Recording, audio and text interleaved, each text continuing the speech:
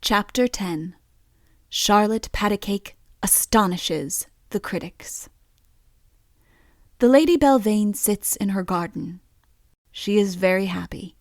An enormous quill pen, taken from a former favorite goose and colored red, is in her right hand. The hair of her dark head, held on one side, touches the paper whereon she writes, and her little tongue peeps out between her red lips. Her left hand taps the table. 1, 2, 1, 2, 1, 2, 1, 2, 1, 2. She is composing. Wonderful woman. You remember that scene with the Princess Hyacinth? I feel we want a little outside help in our affairs. A fortnight of suspense before Prince Udo arrived. What had the ring done to him? At the best, even if there would be no Udo at all to interfere, nevertheless she knew that she had lost her footing at the palace. She and the princess would now be open enemies. At the worst, those magic rings were so untrustworthy. A prince still powerful and now seriously annoyed might be leagued against her. Yet she composed. And what is she writing? She is entering for the competition in connection with the Encouragement of Literature scheme, the last scheme which the princess had signed. I like to think of her peacefully writing at a time when her whole future hung in the balance. Roger sneers at her. Even now, he says, she was hoping to wring a last bag full of gold from her wretched country. I deny emphatically that she was doing anything of the sort. She was entering for a duly authorized competition under the pen name of Charlotte Patacake. The fact that the Countess Belvane, according to the provisions of the scheme, was sole judge of the competition is beside the point. Belvane's opinion of Charlotte Patacake's poetry was utterly sincere and uninfluenced in any way by monetary considerations. If Patacake were rewarded the first prize, it would be because Belvane honestly thought she was worth it. The other fact, by way of defense against Roger's slanders, as judge, Belvane had chosen the subject of the prize poems. Now, Belvane and Patacake both excelled in the lighter forms of lyrical verse, yet the subject of the poem was to be epic. The Barodo-Euralian War, no less. How many modern writers would be as fair? The Barodo-Euralian War. This line is written in gold, and by itself would obtain a prize in any local competition. King Merriwig the First rode out to war, as many other kings had done before. 500 men behind him marched to fight. There follows a good deal of scratching out, and then comes a sudden inspiration. This sublimely simple line. Left, right, left, right, left, right, left, right, left, right. One can almost hear the men moving. What gladsome cheers assailed the balmy air! They came from north, from south, from everywhere. No wight that stood upon that sacred scene could gaze upon the sight unmoved, I ween. No wight that stood upon that sacred spot could gaze upon the sight unmoved, I wot. It is not quite clear whether the last couplet is an alternative to the couplet before, or is purposely added in order to strengthen it. Looking over her left shoulder, it seems to me that there is a line drawn through the first one, but I cannot see very clearly because of her hair, which will keep straying over the page. Why do they march so fearless and so bold? The answer is not very quickly told. To put it shortly, the Barodian king insulted Merriwig like anything. King Merriwig, the dignified and wise, who saw him flying over with surprise, as did his daughter, Princess Hyacinth. This was as far as she had got. She left the table and began to walk round her garden. There is nothing like it for assisting thought. However, today it was not helping much. She went 3 times round and still couldn't think of a rhyme for Hyacinth. Plinth was a little difficult to work in. Besides, she reminded herself, I don't quite know what it means. Belvane felt as I do about poetry. that however incomprehensible it may be to the public, the author should be quite at ease with it. She added up the lines she had written already. 17. If she stopped there, it would be the only epic that had stopped at the 17th line. She sighed, stretched her arms, and looked up at the sky. The weather was all against her. It was the ideal largesse morning. 20 minutes later, she was on her cream-white palfrey. 21 minutes later, Henrietta Crossbuns had received a bag of gold neatly under the eye as she bobbed to her ladyship. To this extent only did H. Crossbuns leave her mark upon Euralian history, but it was a mark which lasted for a full month. Hyacinth knew nothing of all this. She did not even know that Belvane was entering for the prize poem. She had forgotten her promise to encourage literature in the realm. And why? Ah, ladies, can you not guess why? She was thinking of Prince Udo of Araby. What did he look like? Was he dark or fair?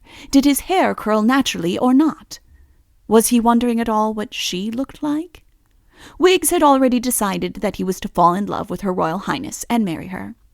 "I think," said Wiggs, "that he'll be very tall and have lovely blue eyes and golden hair."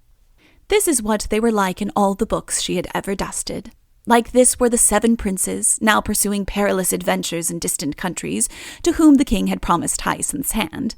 Prince Hanspatch of Tregong, Prince Ulrich, the Duke of High and Low, and all the rest of them.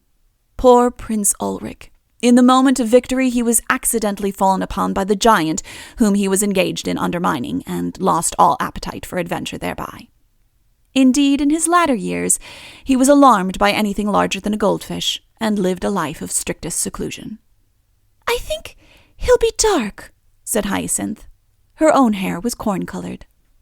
"Poor Prince Hanspatch of Tregong. I've just remembered about him." "No, I haven't. It was the Duke of High and Low." "Poor Duke of High and Low. A misunderstanding with a wizard having caused his head to face the wrong way round, he was so often said goodbye to at the very moment of arrival that he gradually lost his enthusiasm for social enterprises and confined himself to his own palace, where his acrobatic dexterity in supplying himself with soup was a constant source of admiration to his servants." However, it was Prince Udo of whom they were thinking now. The messenger had returned from Araby. His Royal Highness must be expected on the morrow. "I do hope he'll be comfortable in the Purple Room," said Hyacinth. "I wonder if it wouldn't have been better to have left him in the Blue Room, after all." They had had him in the Blue Room 2 days ago, until Hyacinth thought that perhaps he would be more comfortable in the Purple Room after all. "The Purple Room has the best view," said Wiggs helpfully. "And it gets the sun. Wiggs, don't forget to put some flowers there. And have you given him any books?" "I have. I gave him 2, said Wiggs. "Quests for Princes and Wild Animals at Home." "Oh, I'm sure he'll like those. Now, let's think what we shall do when he comes. He'll arrive sometime in the afternoon. Naturally, he will want a little refreshment." "Would he like a picnic in the forest?" asked Wiggs. "I don't think anyone wants a picnic after a long journey." "I love picnics." "Yes, dear, but you see, Prince Udo's much older than you, and I expect he's had so many picnics that he's tired of them. I suppose really I ought to receive him in the throne room, but that's so stuffy," said Wiggs. "That's just it. We should feel uncomfortable with each other the whole time. I think I shall receive him up here. I never feel so nervous in the open air." "Will the Countess be here?" asked Wiggs. "No," said the princess coldly. "At least," she corrected herself, "she will not be invited. Good afternoon, Countess." It was like her, thought Hyacinth, to arrive at that very moment. Belvane curtsied low. "Good afternoon, Your Royal Highness. I am here purely on a matter of business. I thought it my duty to inform Your Royal Highness of the result of the Literature Prize." She spoke meekly, and as one who forgave Hyacinth for her unkindness towards her. "Certainly, Countess. I shall be glad to hear." The Countess unrolled a parchment. "The prize has been won," she said, "by—" She held the parchment a little closer to her eyes. "By Charlotte Patacake." "Oh, yes? Who is she?" "A most deserving woman, your Royal Highness.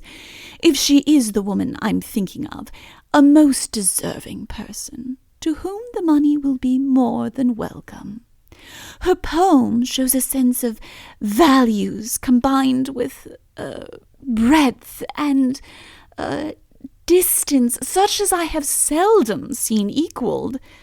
The technique is only excelled by the, shall I say, temperamentality, the boldness of the colouring, by the, how shall I put it, the firmness of the outline. In short, said the princess, you like it. Your Royal Highness, it is unique. But naturally you will wish to hear it for yourself. It is only some 1,200 lines long. I will declaim it to your Royal Highness." She held the manuscript out at full length of her left arm, struck an attitude with the right arm, and began in her most thrilling voice, "King Merriwig the First rode out to war, as many other kings—" "Yes, Countess, but another time. I am busy this afternoon. As you know, I think, the Prince Udo of Araby arrives tomorrow, and—" Belvane's lips were still moving, and her right arm swayed up and down. "What gladsome cheers assailed the balmy air," she murmured to herself, and her hand went up to heaven. "They come from north, from south," she pointed in the directions mentioned, "from everywhere, no wight that stood." "He will be received privately up here by myself in the first place, and afterwards could gaze upon the sight unmoved, I wot," whispered Belvane, and placed her hand upon her breast to show that anyhow it had been too much for her. "Why do they march so?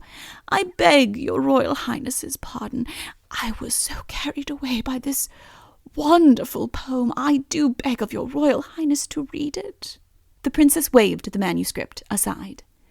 "I am not unmindful of the claims of literature, Countess, and I shall certainly read the poem another time. Meanwhile, I can, I hope, trust you to see that the prize is awarded to the rightful winner. What I am telling you now is that the Prince Udo is arriving tomorrow." Belvane looked innocently puzzled. "Prince Udo. Would that be Prince Udo of Caraway, your Royal Highness? A tall man with 3 legs?" "Prince Udo of Araby," said Hyacinth severely. "I think I have already mentioned him to your ladyship. He will make a stay of some months." "But how delightful, your Royal Highness, to see a man again. We were all getting so dull together. We want a man to wake us up a little, don't we, Wiggs? I will go and give orders about his room at once, your Royal Highness. You will wish him to be in the purple room, of course?" That settled it. "He will be in the blue room," said Hyacinth decidedly. "Certainly, your Royal Highness. Fancy, Wiggs, a man again! I will go and see about it now, if I may have your Royal Highness's leave to withdraw." A little mystified by Belvane's manner, Hyacinth inclined her head, and the Countess withdrew.